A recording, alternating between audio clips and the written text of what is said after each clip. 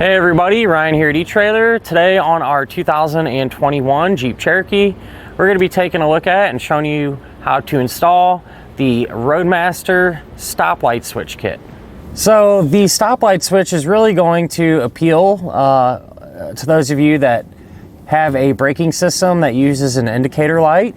For example, ours here today is the Demco Stay-In-Play supplemental braking system.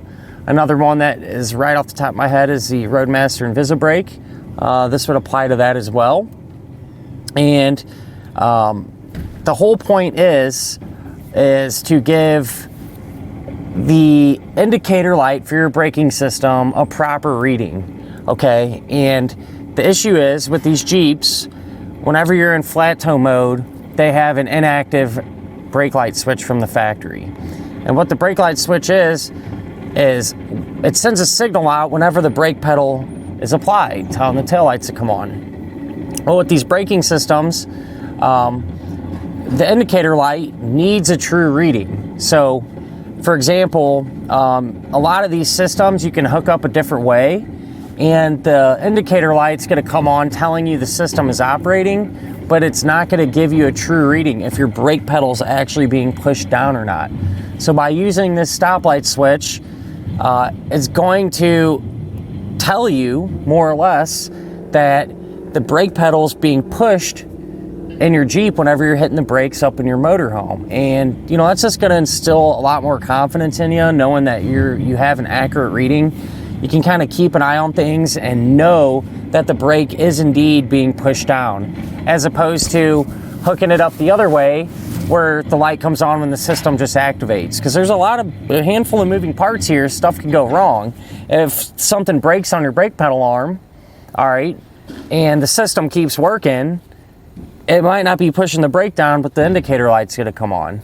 And so with a stoplight switch, you're going to avoid that potential situation. You're going to get that true and accurate reading. So at the end of the day, if you have one of those types of braking systems, I definitely recommend using the stoplight switch. With that said, if your braking system doesn't use that, it's something that you don't need. Like for example, a lot of the portable type braking systems, you're not going to need the switch kit. Or let's say the Demco Air Force One, for example, that uses a little bit different of a design. It's called a reed switch. You're not going to need the stoplight switch to work with that. So if you need one, or if your braking system can use one, I'd recommend grabbing it. Just gives you that accurate light that's letting you know what's going on. To begin our install for our stoplight switch, first thing that we need to do is mount up our bracket.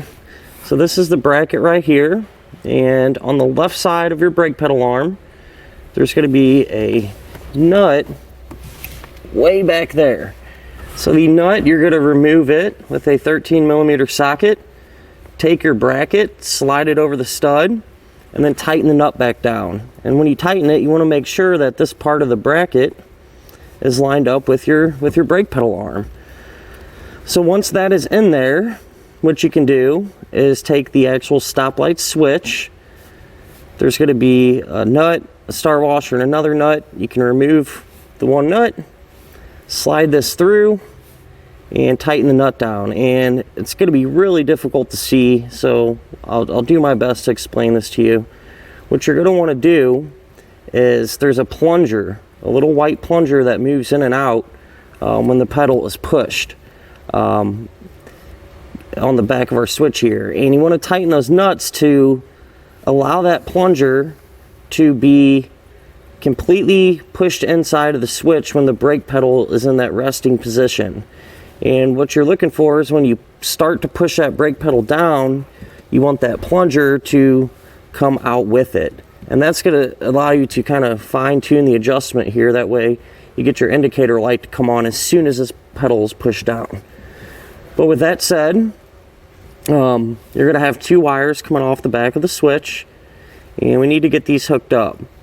And it doesn't matter what side or what wire here coming off the back of the switch goes where. So for example, you could use this wire to hook up to the other one, to one of the wires we're going to connect to, or this one. It don't matter, as long as we have them both hooked up. With that said though, one of the wires is going to get connected to the green wire. So just butt connect those together. And the other wire you're going to connect to the red wire. All right. And so these are going to run down,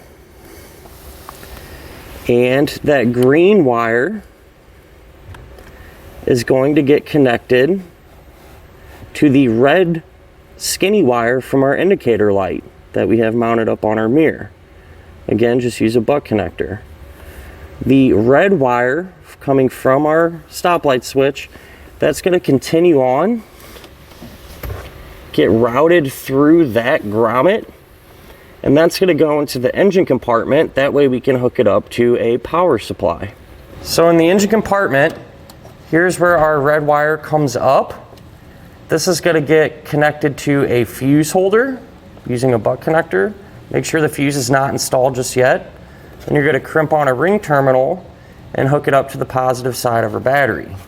Once you have that hooked up, then you come back and take your 10 amp fuse, get that installed, and close up the cap. Now I want to mention this kit doesn't come with this fuse holder. They give you one of these, a fuse tap, which is perfectly fine to use.